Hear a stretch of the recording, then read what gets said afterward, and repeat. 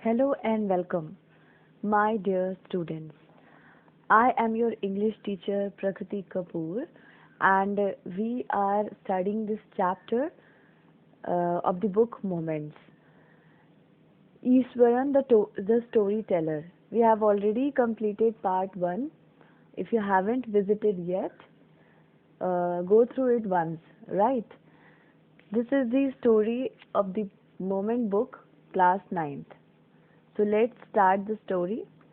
So I have already given you a description about the characters like Mahindra and Iswaran. So Mahindra is a bachelor man who is unmarried, and he is having a servant named Iswaran. Iswaran used to describe the story in a very suspense, in a very good manner. That's why we call Ishwaran a storyteller, right? So let's move on and read the story. I've already told you. Some students are asking me that what is chemical plant. तो basically बेटा chemical plant मतलब plant का मतलब होता है एक तरीके की इंडस्ट्री, ठीक है। प्लांट का मतलब होता है एक तरीके की इंडस्ट्री, और जहाँ पर केमिकल्स का कोई काम होता हो जिस इंडस्ट्री में, उसे केमिकल प्लांट कहा जाता है। तो केमिकल प्लांट मतलब कि एक ऐसी इंडस्ट्री जहाँ पर केमिकल से रिलेटेड कुछ काम होता हो। तो हमने जो है यहाँ पर देखा था कि थोड़ा सा डिस्क्रिप्शन दिया गया है कि महिंद्रा एक बैचलर मैन है जो कि जिसका ट्रांसफरेबल जॉब है। He used to get transfer from place to place, और इस ट्रांसफरेबल जॉब के विद इन उसको फॉलो करता है और उसका साथ देता है उसका सर्वेंट जो उसके लिए खाना बनाता है और उसके कपड़े वपड़े धोता है, और उस व्यक्ति का नाम है ईश्वरन। तो हम यहाँ पर पढ़ भी रहे थे कि Eswaran also had amazing capacity to produce vegetables. तो अमेजिंग का मतलब होता है सरप्राइजिंग, है ना। तो सरप्राइजिंग होता है अमेजिंग का मतलब। तो ईश्वरन के पास एक सरप्राइजिंग, एक बहुत अमेजिंग, बहुत अच्छी कैपेसिटी है। कैपेसिटी का मतलब होता है क्षमता, एबिलिटी। कैपेसिटी है टू प्रोड्यूस वेजिटेबल, कि वो जो है सब्जियां उगा लेता है। एंड कुकिंग इंग्रेडिएंट, इंग्रेडिएंट का मतलब होता है सामान। तो सब्जियां उगा लेना और सामान, इंग्रेडिएंट्स जो है कुकिंग के इंग्रेडिएंट्स, अच्छे अच्छे इंग्रेडिएंट्स डाल के कुकिंग की चीज़ें तैयार कर देना। Seemingly out of nowhere in the middle of the desolate landscape. तो अगर देखा जाए तो ऐसी जगह पर भी जहाँ पर nowhere in the middle of the desolate landscape. Desolate का मतलब होता है लोनली, तो अकेला, बहुत अकेली सी जगह पर जहाँ पर ना कोई शॉप विजिबल हो, ना कोई शॉप नज़र आती हो। विजिबल मतलब नज़र आना, ना कोई शॉप नज़र आती हो। फॉर माइल्स अराउंड, काफ़ी दूर तक कोई शॉप जहाँ नज़र ना आती हो। ही वुड मिराकलसली, मिराकलसली मतलब मिरेकल, मिरेकल मतलब होता है जादू। तो वो ऐसी जगह जहाँ पर ना दूर तक कोई शॉप भी नज़र नहीं आती, वहाँ पर भी वो जादू करके कंजर अप। कंजर अप का मतलब क्या होता है? बेसिकली इसका मतलब होता है टू क्रिएट, किसी चीज़ को बना लेना। टू क्रिएट समथिंग मैजिकली, जादू से कोई चीज़ बना लेना। तो ऐसी जगह पर जहाँ पर दूर दूर तक कोई शॉप नज़र नहीं आती, वहाँ पर भी वो बड़ी जादुई तरीके से, मिराकलसली कंजर अप, बड़ी जादुई तरीके से बना लेता है the most delicious dishes made with fresh vegetables. तो बहुत अच्छे अच्छे पकवान, बहुत अलग अलग तरीके की डिशेस बना लेता है वो, जो कि बहुत फ्रेश वेजिटेबल से बने हुए हैं। पता नहीं कैसे करता है वो ये काम, लेकिन वो ये काम कर लेता है ऐसी जगहों पर भी जहाँ पर कोई शॉप नज़र नहीं आती। विद इन एन आवर, और ये काम करने में से ज़्यादा वक्त नहीं लगता, 1 घंटे के अंदर अंदर वो ये काम निपटा कर किनारे कर देता है। Of arriving at the zinc sheet shelter at a new work place. तो अब यहाँ पर महिंद्रा की जॉब का डिस्क्रिप्शन दिया जा रहा है। जिंक शीट का मतलब होता है बेसिकली एक टीन, एक कहते हैं ना टीन, टीन शेड है। तो टीन शेड वाली जो जगह है, उस जगह पर इस महिंद्रा को काम पे जाना है, ठीक है। तो उस काम पे जाने के पहले ही वो जो है ये सब खाना वाना बना के तैयार कर देता है अपने मालिक का, राइट।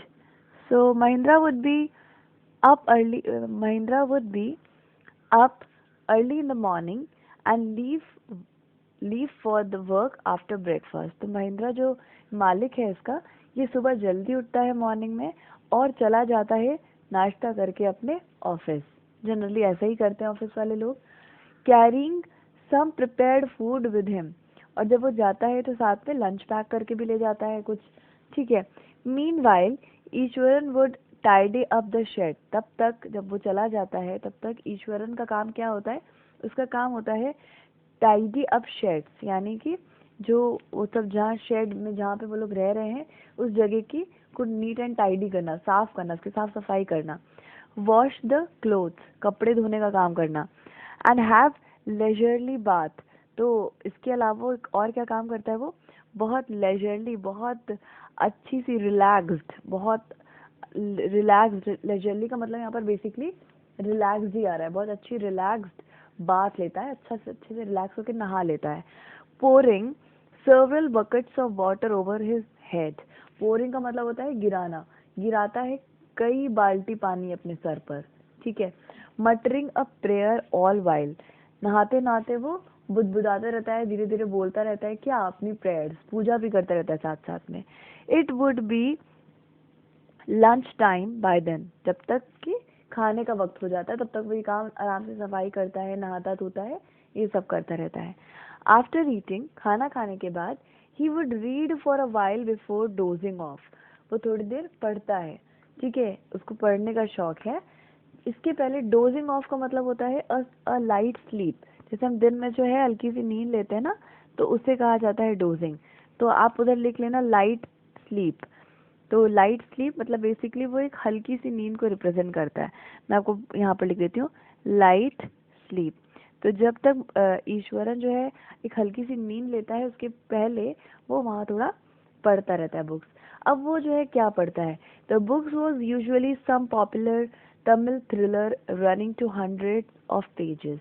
तो उसको पढ़ने का शौक है, लेकिन वो क्या पढ़ता है, थ्रिलर्स पढ़ता है। कहते हैं ना थ्रिलिंग है, थ्रिलर्स का मतलब होता है सस्पेंस। तो थ्रिलर्स का मतलब बेसिकली होता है सस्पेंस वाली स्टोरी, सस्पेंस। तो वो जो है सस्पेंस वाली तमिल स्टोरीज पढ़ता है जिसमें लगभग 100 पेजेस हो, ऐसी बुक पढ़ता है। It is imaginative descriptions and narratives flourished would hold Ishwar in thrall. तो इमेजिनेटिव मतलब होता है ऐसी चीज जो जिसको इमेजिन किया है, जो रियल में नहीं है, अनरियलिस्टिक है, तो वो इमेजिन करता है। इमेजिनेटिव डिस्क्रिप्शंस, जैसे किताबों में होता है ना, ये बढ़ा चढ़ा के वर्णन किया जाता है, कोई चीज़ इस तरीके से बताई जाती है। जैसे आपने सुना होगा एक घोड़ा है चेतक, कहते ना कि राणा प्रताप ने देखा इस पार तब तक चेतक था उस पार, मतलब इधर देखा कि वो उधर पहुंच गया। तो इतना फास्ट कोई मोमेंट करता नहीं है वैसे, लेकिन बढ़ा चढ़ा कर वर्णन किया जाता है जिसको, उसको कहा जाता है कि इमेजिनेटिव डिस्क्रिप्शंस एंड नरेटिव्स। तो एक बढ़ा चढ़ाकर जो रियल नहीं है ऐसा डिस्क्रिप्शंस नरेट किया जाता है जिन स्टोरी बुक्स में, ऐसी स्टोरी बुक्स को पढ़ने का शौक रखता है। Flourish would be hold Ishwar in an thrall. Thrall का मतलब होता है कि गुलाम बना लेना, ऐसी किताबें वो पढ़ता है और इन किताबों का असर ईश्वरन पे ऐसा है कि वो इन किताबों का क्या बन जाता है, गुलाम बन जाता है और इन्हीं किताबों की तरह बातें करने की कोशिश करने लगता है। His own descriptions were greatly influenced by the Tamil authors that he read. तो वो जो किताबें पढ़ता है ना, उन्हीं किताबों का असर उस व्यक्ति के दिमाग पे भी है। वो जब बातें करता है ना, तो उन्हीं किताबों के इन्फ्लुएंस में बातें करता है। उसी तरह बढ़ा चढ़ा के कहानी बताने की आदत ईश्वरन को भी है। When he was narrating even a smallest of the incidents, जब वो किसी छोटे से इंसिडेंट का भी जिक्र करता है, he would try to work in suspense, वो इस तरीके से बात करता है जैसे कि वो कोई सस्पेंस बना कर उसको इस तरीके से बात करेगा जैसे कि क्या बताने वाला हो अभी, ठीक है। And surprise ending into the account for, और इस तरीके से बताता है कि लास्ट में इंसान को लगे अरे वाह, ये बहुत सरप्राइजिंग तरीके से, बहुत सस्पेंस बना के वो अपनी स्टोरीज को, अपनी छोटी छोटी बातों को एक्सप्रेस करता है। फॉर एग्जाम्पल, अगर एग्जाम्पल दिया जाए तो कह सकते हैं, instead of saying that he had come across an uprooted tree on the highway, अगर उसको कहना है कि हाईवे पे जब वो जा रहा था तो उसने वहाँ पर एक उखड़ा हुआ पेड़ देखा, तो इस बात को वो ऐसे नहीं कहेगा, वो कहेगा he would say with eyebrow suitably आर्क्ड, तो उसकी जो आईब्रोज हैं वो आर्क्ड मतलब थोड़ा सा ऊपर की ओर उठा के आईब्रोज ऊपर कर लेता है अपनी, and hand held out in dramatic gesture, और अपने हाथ जो है इस तरीके से एक्सप्रेस करता है हाथों से कि वो एक एक्सप्रेशन देने की कोशिश करता है। द रोड वॉज डिजर्टेड, कि रोड जो है वहाँ पर खाली पड़ी हुई रोड थी, एंड आई वॉज अलोन, और मैं अकेला था। देखो कैसे एक्सप्रेस कर रहा है, उसको बताना क्या था, उसको बताना था कि सड़क पे एक उखड़ा हुआ पेड़ पड़ा है, लेकिन इसी बात को वो बताता कैसे है, वो ईश्वरन बताता है कि रोड खाली पड़ी हुई थी और मैं अकेला था। सडनली आई स्पॉटेड समथिंग, तभी अचानक मैं देखता हूँ, स्पॉटेड मतलब नजर आता है मुझे, that looked like enormous bushy beast, मैं देखता हूँ एक बहुत विशाल का, इनॉर्मस मतलब बहुत बड़ा, बहुत लार्ज, तो इनॉर्मस का मतलब क्या होता है, इसका मतलब होता है लार्ज, तो बहुत इनॉर्मस यानी कि बहुत बड़ा, बुशी बीस्ट यानी कि मतलब जिसके ऊपर बहुत सारे बुश जैसे हों, बुश मतलब छोटे छोटे घास फूस जैसा बाल हो, ठीक है, ऐसा एक बड़ा सा बीस्ट, बड़ा सा जानवर देखता हूँ मैं, लाइंग स्प्रॉल्ड अक्रॉस द रोड, तो ये जो जानवर वो देखता है, वो जानवर स्प्रॉल्ड यानी कि स्प्रॉल्ड मतलब होता है lying in an irregular manner, मतलब एक तो होता है बहुत रेगुलर, बहुत अच्छे ढंग से, और एक होता है बेढंगी तरीके से, है ना, तो हम कह सकते हैं इरेगुलर मैनर में वो जानवर जो है सड़क के इस पार से उस पार तक पड़ा हुआ है, ठीक है। I was half inclined to turn and go back, उसका मन, जो ईश्वरन है, जब वो ये सब चीजें देखता है तो उसका मन बनता है, उसका मन इस बात को इच्छुक होता है कि चलो वापस चलो, न जाने यहाँ पर क्या होगा। But as I came closer, I saw that it was a fallen tree. पर जैसे ही मैं पास जाता हूँ तो देखता हूँ कि वो क्या था, वो एक पड़ा हुआ गिरा हुआ पेड़ था। तो इस तरीके से वो डिस्क्रिप्शन करता है। With its dry branches spread out, जिसमें से सूखी हुई पत्तियां और उसके झाड़ और उसके ब्रांचेस जो है बाहर की ओर पड़े हुए हैं। इस तरह का डिस्क्रिप्शन जो है ईश्वरन करके अपनी कहानी को सस्पेंस और सरप्राइज प्रोवाइड करता था, ठीक है। महिंद्रा वुड स्ट्रेच, यहाँ पे देखो आपकी बुक में शायद क्लियर होगा, Mahindra would stretch himself back in his canvas chair, Mahindra जब उसकी सब कहानी सुनता है तो चेयर पे आराम से बैठा रहता है, and listen to Iswaran tales unrealistically, तो ईश्वरन की कहानी को सुनता है अनक्रिटिकली ईश्वरन की कहानी को सुनता है, और उन कहानियों की कोई आलोचना, कोई बुराई नहीं करता, बस ध्यान से उसकी कहानियां सुना करता है। तो महिंद्रा को भी इन सब चीजों में मजा आने लगा है अब ईश्वरन के साथ रह रह के, राइट। अब देखो आगे भी ये ईश्वरन कुछ चीजों का डिस्क्रिप्शन कर रहा है, देख लेते हैं क्या। The place I come from is famous for timber, तो टिम्बर एक तरीके की लकड़ी होती है जिसका इस्तेमाल घर बनाने के लिए बहुत सारी चीजों में किया जाता है, जैसे कह सकते हो कि आप दरवाजे या खिड़की वगैरह बनाने के लिए भी किया जाता है, ऐसी लकड़ी होती है टिम्बर, जिसे हम इमारत के लिए इस्तेमाल में लाई गई लकड़ी कहते हैं, ठीक है, इमारती लकड़ी कहा भी जाता है। तो ईश्वरन बताता है कि मैं जिस जगह का रहने वाला हूँ वो जगह किस चीज के लिए फेमस है, टिम्बर, उसी लकड़ी के लिए फेमस है। Eswaran would begin, there is a richly wooded forest all around, तो वो अपनी कहानी को बढ़ा चढ़ा के बताता ही है। तो यहाँ क्या बताता है कि आपको पता है मैं जिस जगह का रहने वाला हूँ उस जगह, वो जगह फेमस है किस चीज के लिए, टिम्बर के लिए। वहाँ पर there is a richly forest all around, वहाँ पर आसपास जंगल हैं जो टिम्बर के से भरे पड़े हैं, रिचली फॉरेस्ट है, ठीक है। The logs are hauled on the lorries by elephant, haul का मतलब होता है खींचना, टू पुल फोर्सफुली, तो हॉल का मतलब क्या होता है, टू पुल, खींचना। तो ये जो बड़ी बड़ी लकड़ियों के लॉग्स हैं, लट्ठे हैं लकड़ियों के, उन्हें खींचा जाता है ऑन द लॉरीज, लॉरीज मतलब गाड़ियों पे, जिसपे उसको ले जाके रख के ले जाया जाएगा, तो बड़ी बड़ी गाड़ियों पे हॉल किए जाते हैं वो वुड बाय एलिफेंट्स, और उसे कौन खींचता है, उसे एलिफेंट्स खींचते हैं उस बड़े बड़े लट्ठों को लकड़ी के। They are huge as well as fed beast, अब एलिफेंट्स का जिक्र कैसे करता है कि वो बहुत बड़े और बहुत खाना खाने वाले एक जानवर है, जीव है, ठीक है। when they turned wild, जब वो पागल या मदमस्त हो जाते हैं, वाइल्ड हो जाते हैं, थोड़े से पागल हो जाते हैं, मतलब कभी कभी बहुत मनमौजी होते हैं हाथी ना, ते अपने मन के होते हैं, तो कभी कभी उनका मन दिमाग खराब हो जाता है, मजे में आ जाते हैं। Even the most experienced mahout is not able to control them. बताता है कि जब ये हाथी मदमस्त हो जाते हैं तो जो सबसे पावरफुल महावत, महावत वो व्यक्ति होता है जो हाथियों को कंट्रोल करता है, ठीक है। तो बहुत एक्सपीरियंस्ड महावत भी हाथियों के ऊपर कंट्रोल नहीं कर पाते। After this prologue Eswaran would launch into elaborate antidote involving an elephant. तो इस प्रोलॉग का मतलब होता है इंट्रोडक्शन, है ना। प्रोलॉग का मतलब होता है इंट्रोडक्शन। तो वो क्या करता है, ये इंट्रोडक्शन देने के बाद वो क्या करता है, एंटीडोट्स बनाता है, यानी कि एक छोटी सी स्टोरी बनाने लगता है एलिफेंट्स के ऊपर, ठीक है। तो इस तरह से इसको कहानियां बनाने का बहुत शौक है, ठीक है। तो इस तरीके से ये जो ईश्वरन है अपने मालिक को अक्सर बढ़ा चढ़ा के सस्पेंस में स्टोरीज बताया करता है। आगे भी देख लेते हैं हम सेकंड पैराग्राफ। वन डे, एक दिन की बात है, अ टस्कर, टस्कर मतलब होता है जिसकी टस्क होती है। टस्क किसकी होती है, हाथी की, जो दांत वांत होते हैं ना, उसे कहते हैं tusk.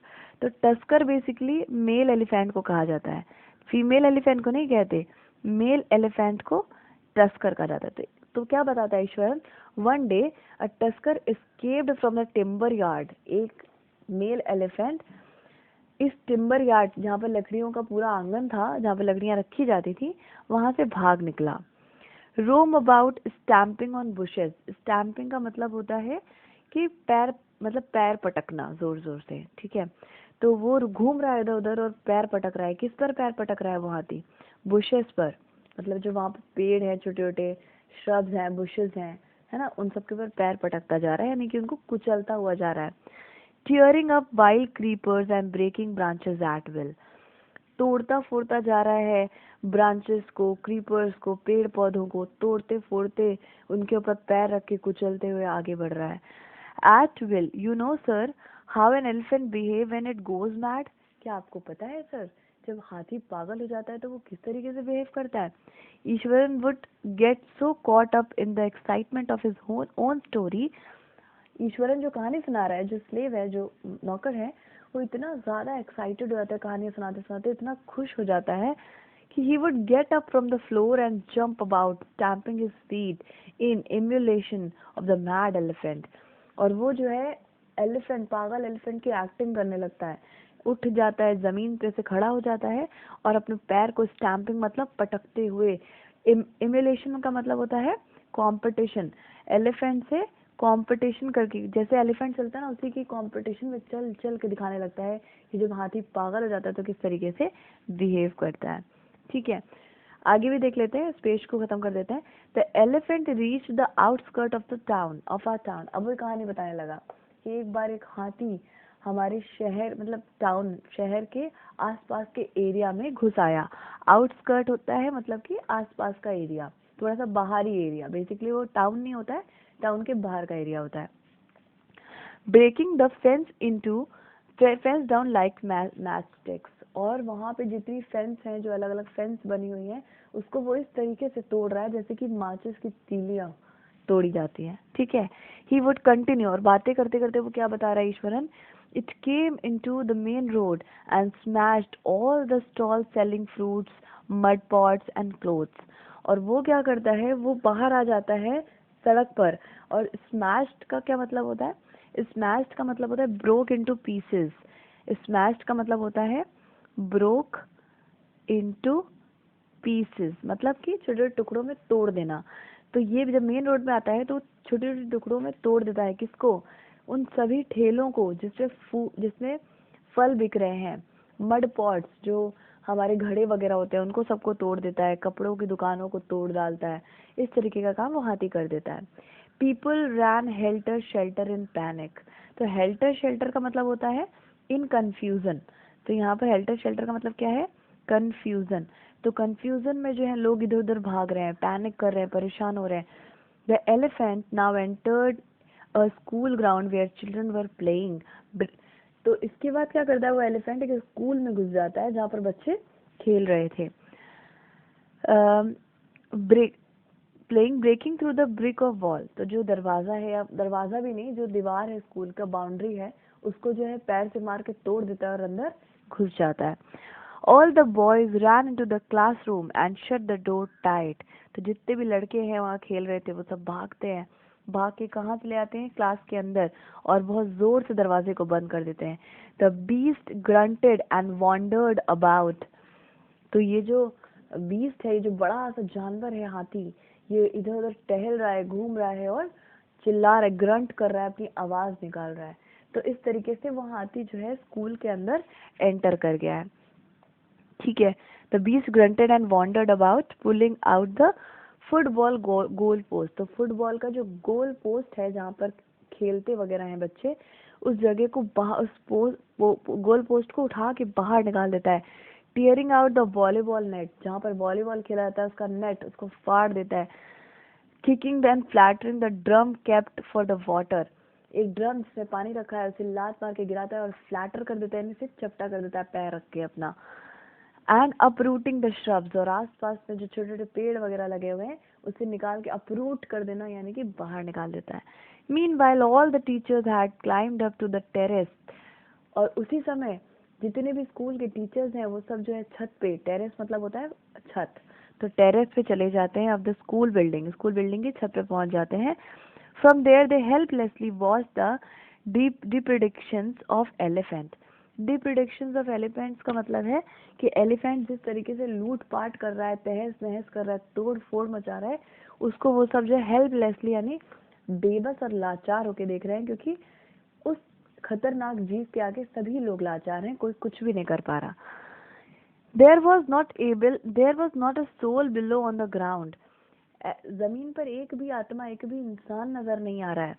The streets were empty. जो सड़क हैं, रास्ते हैं, गलियां हैं, वो एकदम खाली हो चुके हैं।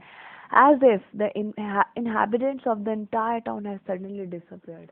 ऐसा नजर आ रहा है कि जैसे इस टाउन के रहने वाले जितने भी लोग हैं वो सभी अचानक से विलुप्त हो चुके हैं।